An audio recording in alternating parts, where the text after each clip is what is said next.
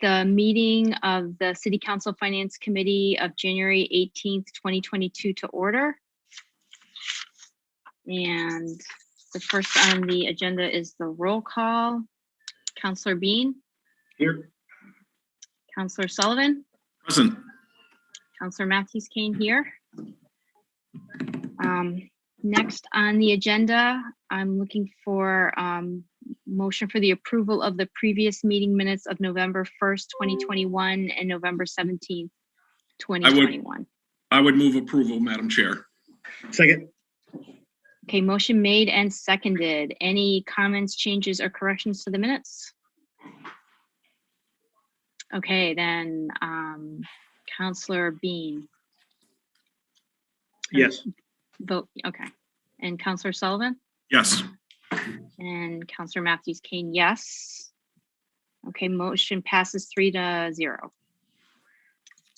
Okay, next on the agenda is public participation. Anyone in the audience who wishes to address the Finance Committee, please state your name and address for the record. Is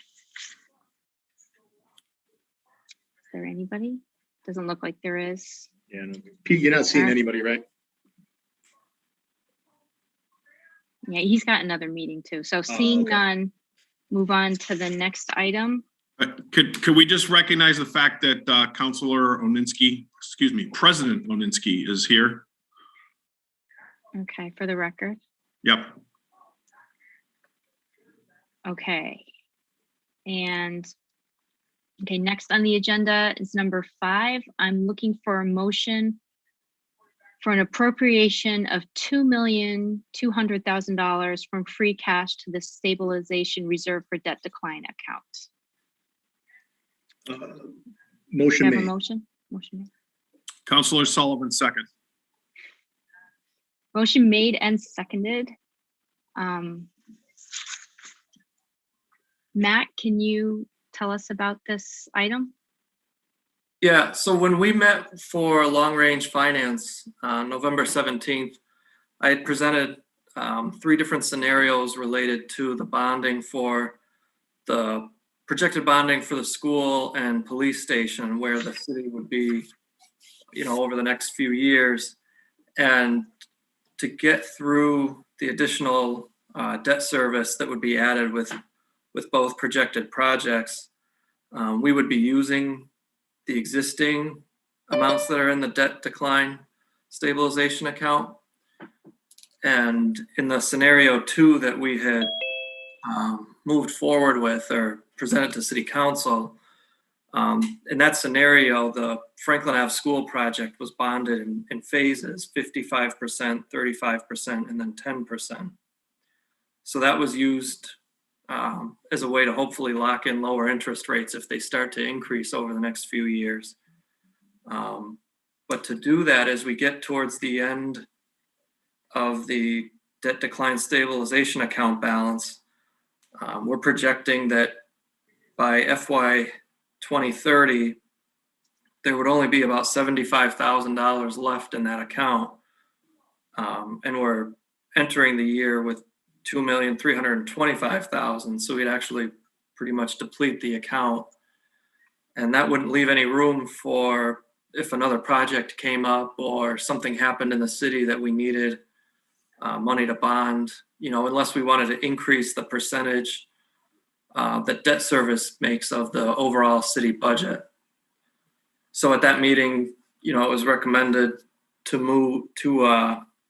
make a transfer of $2 million, but I think at City Council, Council Flaherty recommended $2.2 million.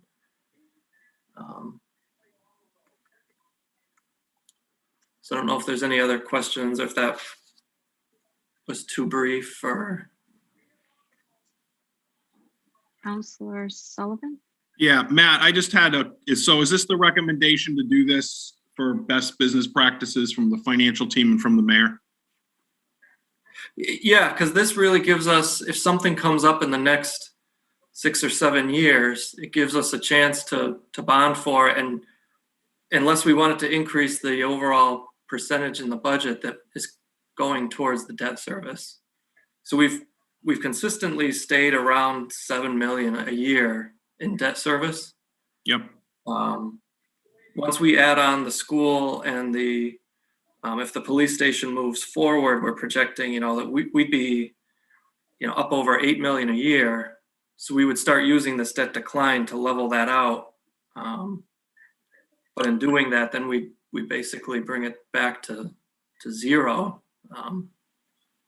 So the amount of money that we have in stabilization and the amount of money that we will, if this passes, that we'll have in debt decline are well within the ranges that the rating agencies, when they look at our bond ratings, they're going to find that as acceptable. Yeah, so they like us to have 5% of our budget in stabilization. Yep. So, when we would have our next ratings calls, we'd have to, they always talk about if we're going to use the debt decline or the stabilization money, and we would have to just disclose to them that, a portion of this is debt decline that we will be using in the next few years as these projects come on. Okay, and that's not going to adversely affect our rating, which has been obviously historically pretty good in the last, decade or two. No, it shouldn't, because we would still be over the 5% Okay, of our budget. thank you. You're welcome. Counselor Bean? Yeah, Matt, we're also, this is recurring though, right? This isn't something, not going to be a one hit 2.2 million and then we're done, right? We're setting a course to do something similar every year to make sure we can handle this debt decline. And we haven't even had the discussions about the new high school. So, So no, this is a kind of our last one-time contribution. We might put in another 500,000 in the budget this year, but the large, couple million contributions, this would be the last of those, because once the school bonding comes on, we would start actually using some of that debt decline stabilization money to help fund the budget each year, that debt service portion of the budget. so when you say school, which school are you talking about? The Franklin Ave. So no forecasting on the new high school at this point, or is it too premature? Yeah, it's really too early with the high school. When we did that scenario 2, we had budgeted a high school feasibility study. And the high school, when that comes on, that would really be probably out past 2030 at this point. By the time the studies, we get through the Franklin Ave, get all that construction wrapped up and everything through MSBA completed with that, start a feasibility study and hopefully enter, with MSBA and get that project moving. Substantial debt service on that wouldn't be for a number of years still. And assuming we have other decline coming off, right? Other debt service coming off, right? There's probably not a lot out there at this point, but so I have the chart here. Even in fiscal year 2030, we're projecting total debt service of about $7.5 million, and that's without a high school. So we'll still be around that 7 million number, a little bit higher than we've been the last few years, but it's still at that 7 million. Okay. And again, that was without the only part that included was a high school feasibility study. That didn't include a bond for the school construction. Okay, thanks. You're welcome. I'm good. Yeah, me Great, too. no more questions or comments from the committee? Okay, so I'll do a roll call vote. This is to approve the appropriation. Counselor Bean, Yes. Counselor Sullivan, Yes. Counselor Matthews King, yes. So the motion passes 3-0. All right, next on the agenda, I'm looking for a motion for the approval of a resolution for the acceptance of a grant in the amount of $1,500 from the Massachusetts Department of Environmental Protection for a Sustainable Materials Recovery Program Small Scale Initiative to the Twist Street Transfer Station for recycling costs. So moved. Second. Okay, motion made and seconded. Joe wasn't able to make it, so I do know on council share, it talked about this is a standard grant. It's just for 1,500. There's no match needed for the city where they are reimbursed for certain recycling costs. It's a standard grant. So that's the explanation. Yeah, I'm good. Yeah. Right. Okay. So the committee doesn't have any other questions or comments. You can vote. Counselor Bean, Yes. Counselor Sullivan, Yes. Counselor Matthews Kane, yes. So motion passes 3-0. Okay, next on the agenda. Looking for a motion to approve a transfer of $8,196.29 within the city clerk's department from election personnel account to purchase of services account. Have a motion? So moved. Second. Okay, motion made and seconded. Karen, can you explain? Sure. So historically, when we budget for the printing of ballots, it's usually in the range of $4,000 to $5,000. And this year, it's, as you can see from the bill, it was on the council share file. It came up to $12,000. A lot of that was because we had to print enough ballots for people who are going to do early voting. When we did the budgets, early voting had not been approved yet, so we didn't know that we were going to be having to order 2 sets of ballots. Along with the early voted ballots, absentee ballots, there's also was a charge for folding the ballots. From the bill, you can see it was $2,600. And then the shipping and handling was $1,000. So we did not expect any of those budgets or any of those costs when we were doing the budget. So because we did not have a preliminary election in September, there was money in the election personnel account for the election workers that we did not use. So I'm asking if I can transfer money from that account, and then the remainder would come from the actual purchase of services account. So there's no appropriation, it's just moving the money around within the budgets. Okay, any questions or comments from the committee? I don't really have any questions on any of that, and I support all that. But just to throw it out there, I just wondered whether or not we could look at in the future elections, paying the poll workers at least whatever the minimum wage is out there. Because when you figure out the number of hours that they all work, we're not even paying minimum wage. So I just, it's not probably appropriate for tonight, other than the fact that we're moving money out of that account. So just something to think about in the future. I totally agree with you. I think that they should be getting more money. We always have to level budget. No. I understand. That's why it's a good time to bring it up, because the budget is a good time. I can throw it in the budget, see what happens. And the mayor's with us, so he's That's listening. right. He can. I'll throw it in this year. Thank you. Thank you. Any other questions or comments? Okay, roll call. Counselor Bean, Yes. Counselor Sullivan, Yes. Counselor Matthews Kane, yes. So motion passes 3-0. Thank you. And it'll be on the agenda for Thursday. Okay. Thank you. Okay. Thanks, Karen. Okay, looking for a motion for an appropriation of $45,000 from free cash account to Sealer Weights and Measures Department Equipment Vehicle account. So move. Second.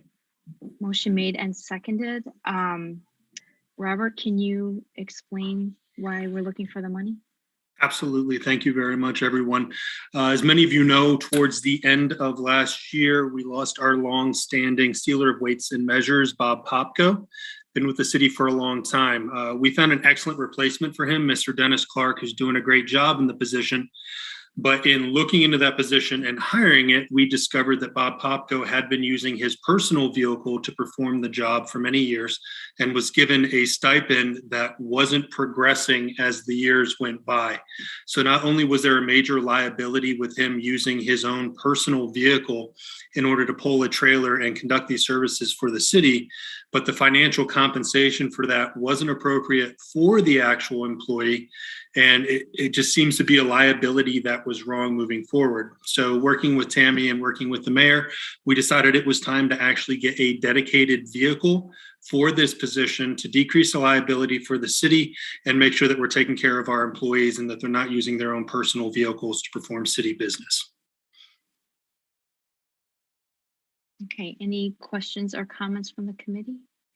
So only question I got was Bob Popko using his own vehicle to pull the trailer? Correct. Well, okay. What's the hours of the position itself? Right now, I believe Dennis is working 7 a.m. to 3 p.m. All day long, just as he can finish his job? All day long. We're actually contracted to also provide weights and measures services for Southwick as well. So, coming in here, I'd never worked with a sealer of weights and measures. Now, every time I get gas in the city, I see Dennis Clark's name on every gas pump. And even if you go into North Elm Butcher Block, even the scales in there, you see Dennis Clark's. It's one of these positions that really, they have their hands in so many different things throughout, not just Westfield, but Southwick. So does the reimbursement from Southwick just go to the general fund?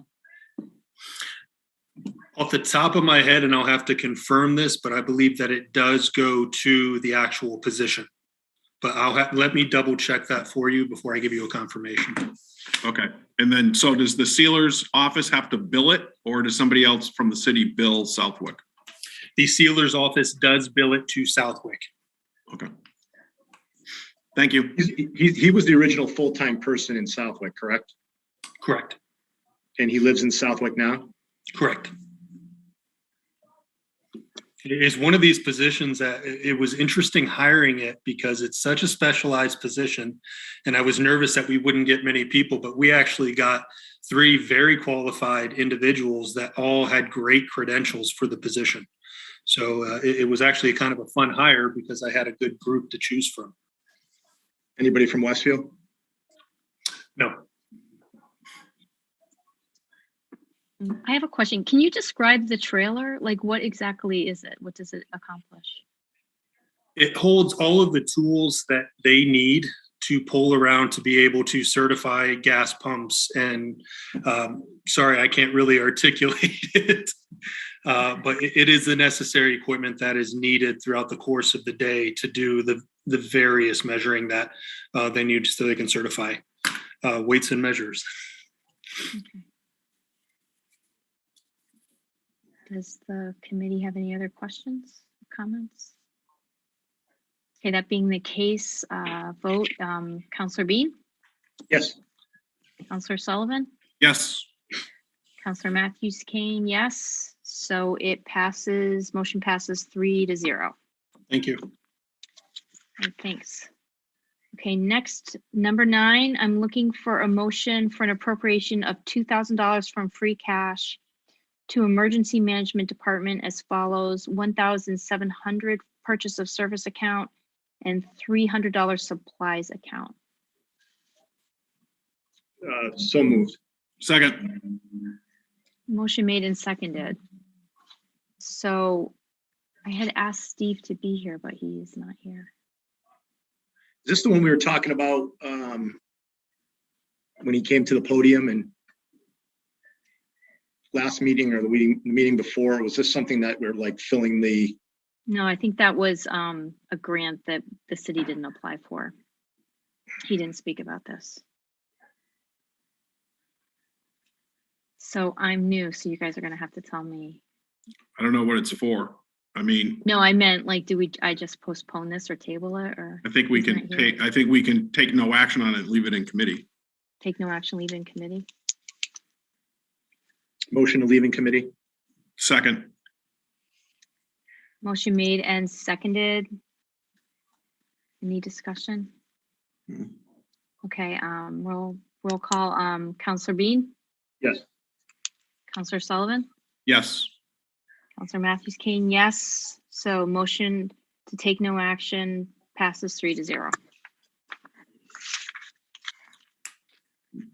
Madam Chairwoman, can I just make sure that Marissa's got the fact that Councilor Burns and Figgy, as well as the mayor, have joined the meeting, just for the public record?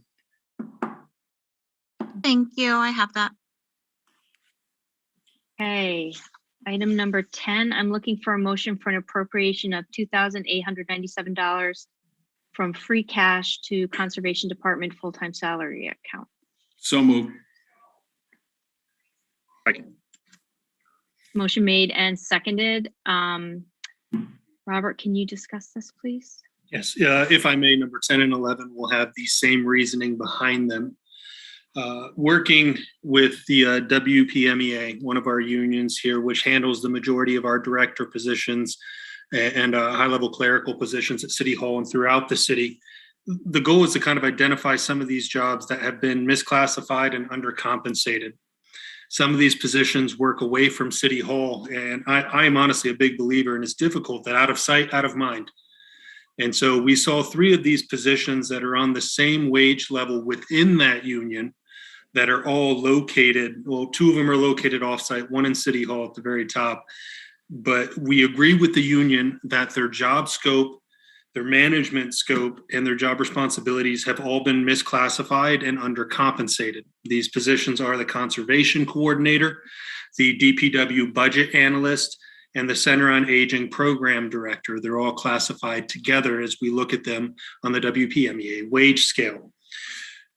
Looking to move them all as a group to a higher level within the WPMEA wage scale. The DPW already had funding that was assigned to it. So these other 2 positions, being the conservation coordinator and the Center on Aging program director, need a small amount in order to bump them to the wage scale. So I am asking that the committee consider funding this so that we can reward these positions and properly compensate them for the work that they do.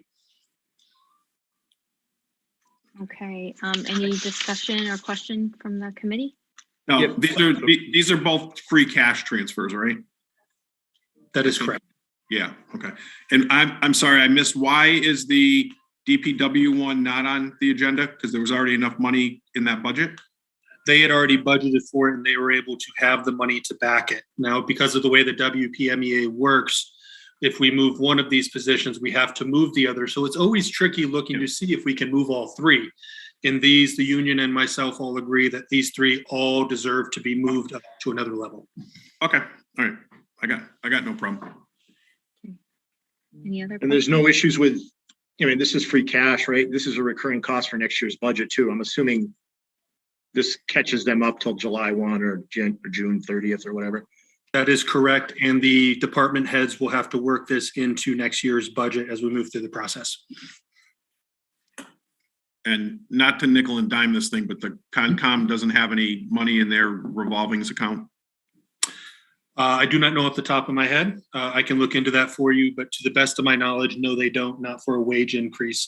Again, these are all kind of 3 positions to where Concom especially could almost be classified as a department head at times. Very small department, very specialized position, but in having that advocacy to make sure that they're being compensated, we want to make sure that's being done. Yes, and I got zero problem with paying the people. I just wondered, as long as we're taking it out of the right accounts, that's all. Okay. Yeah, I don't really have a problem with paying them either, but I am concerned about using free cash for this kind of stuff. Okay. And I don't know how else we'd get there, but just this recurring cost piece and using free cash is something that I don't love doing.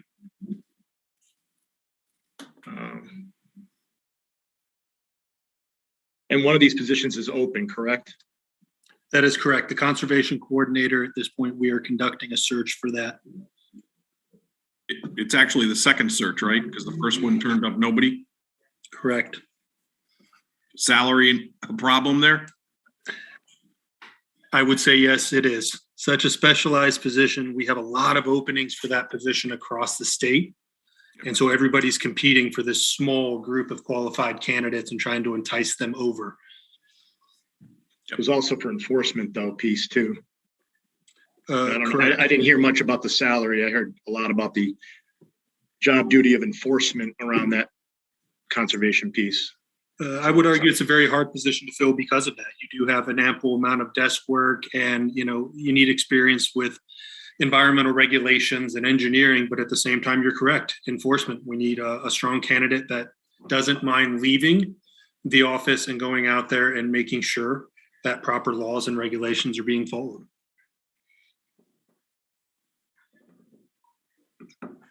Rick, has that ever been a problem in the past as far as enforcement goes with those positions? No, but we've always been pretty lucky that we've had people that have been in the position, for a fairly long time. And in fairness, I also think that there's been, some real quality people on the Concom as members that have actually provided some of the even enforcement. Not that it's their job, but I think because they've been so dedicated and bring some of the right talents to that we've been pretty fortunate there. I couldn't agree more. David Doe has been absolutely wonderful through the whole process of just posting and looking for a person for this. He's great to work with. Yep. Brings a lot to the table. That's why I appointed him.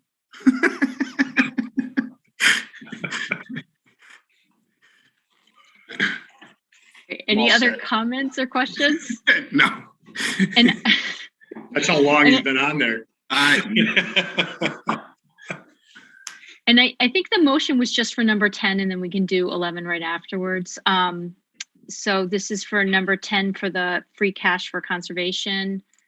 Counselor Bean, Yes. Counselor Sullivan, Yes. Counselor Matthews Kane, yes. Motion passes 3-0.